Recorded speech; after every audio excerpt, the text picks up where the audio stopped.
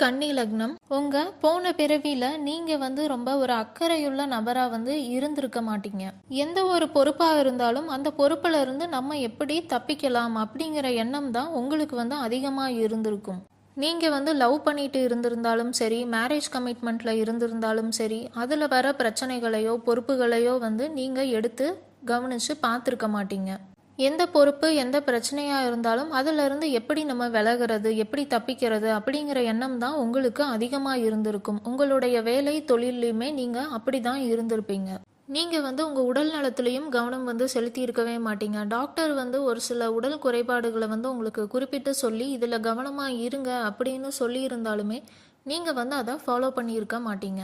இந்த பிறவியில நீங்க கன்னி லக்னமா இருக்கிறனால பாத்தீங்கன்னா உங்க ஆரோக்கியத்துல கவனம் ரொம்ப அதிகமா செலுத்துவீங்க.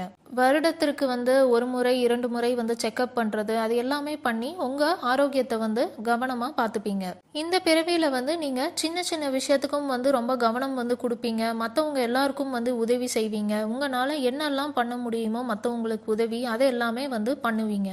எந்த ஒரு பொறுப்பா இருந்தாலும் அதுல அக்கறையும் கவனமும் செலுத்தி கரெக்டா பண்ணணும் அப்படின்னு பண்ணுவீங்க.